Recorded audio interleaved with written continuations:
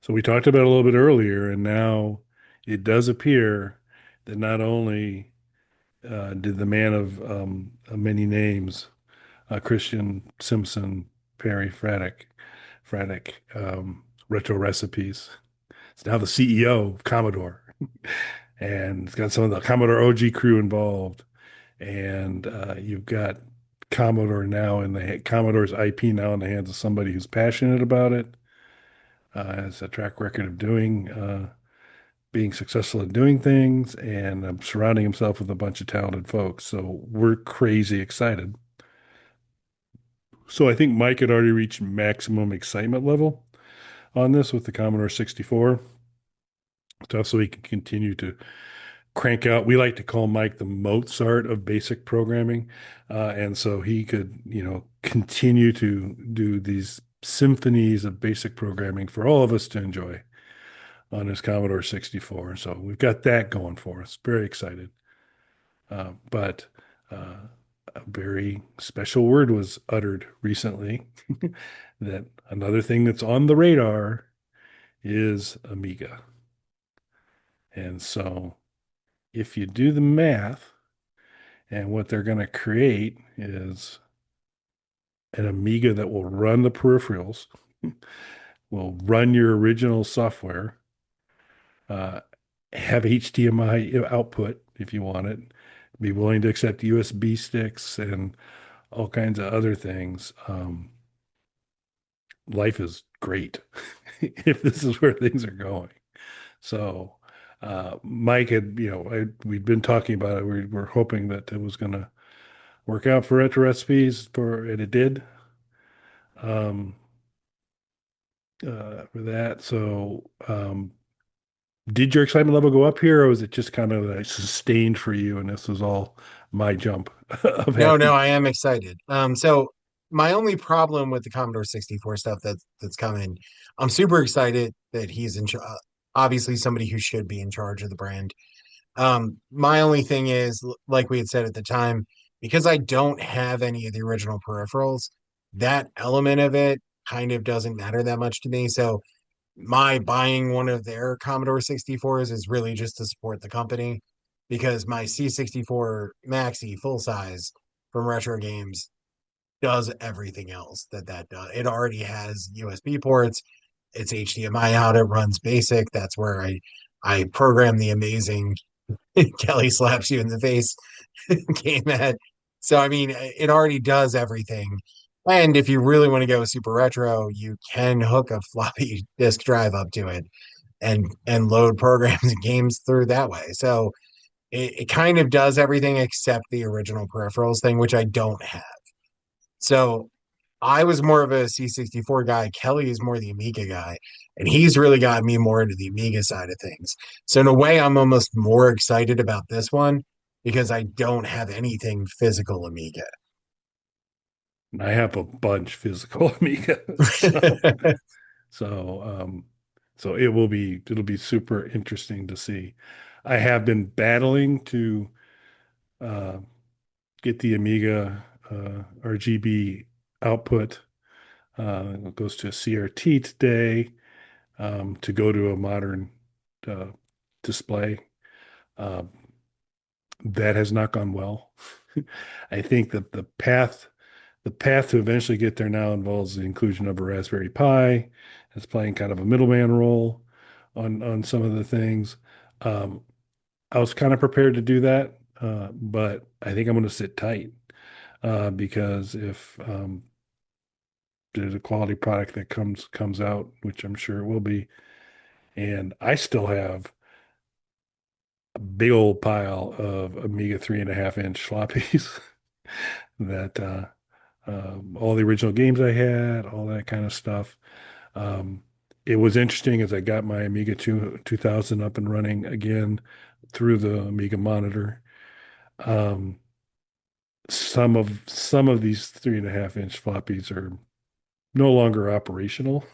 I mean, they've been stuck in a basement or back in a closet forever, but several of them were operational. So, um, including Batman. So, Ocean rather. So, um, I'm super excited. So this is like a really quick skip it listed buy it. And even if they make this thing out of aluminum and charge me analog type prices, The I'm a world's buy most it. precious metal. That's right. I'm a buy it. I'm a buy it, buy it, buy it. If they can do an Amiga in the spirit of the C64 they just released. So I think I'm starting to think about Amiga with LED lights in it. It's just, oh, it's gonna be magic. It's gonna be awesome. Um, where are you at, sir? Honestly, I'm probably a buy it.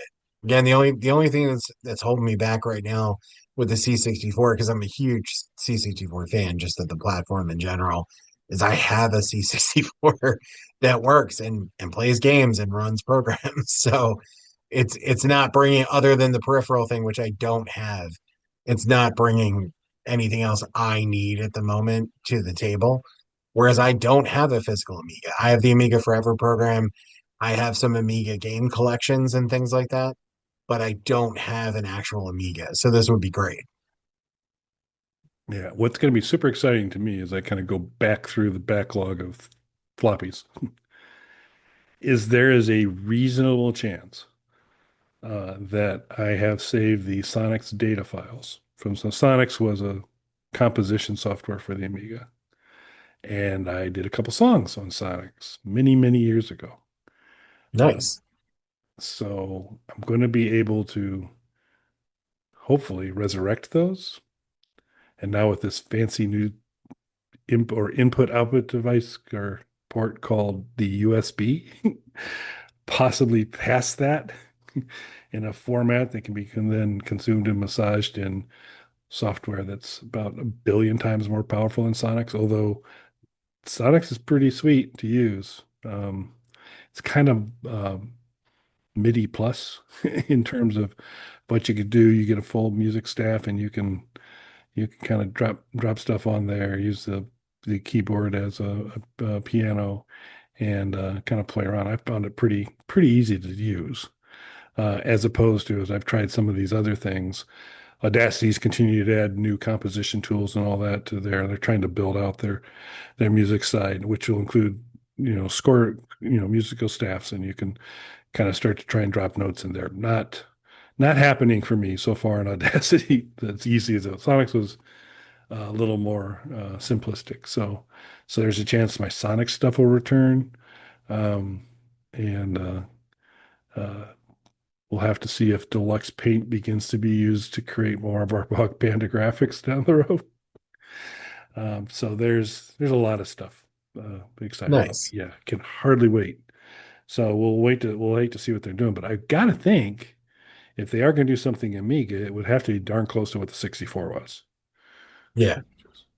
Um, and so super excited to see. Let us know. One, please, if you've liked this episode, give us a like, share it with your friends, subscribe if you're not already subscribed.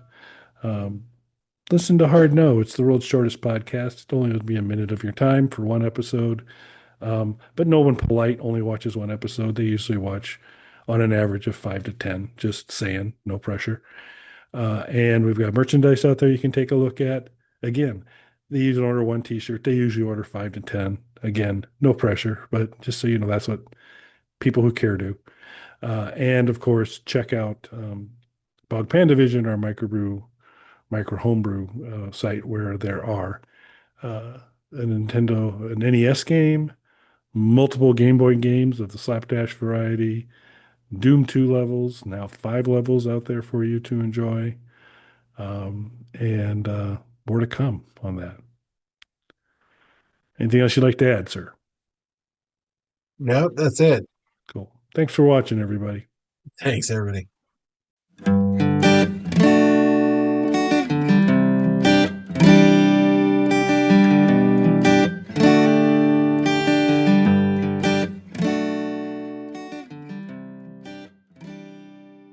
Bog Panda.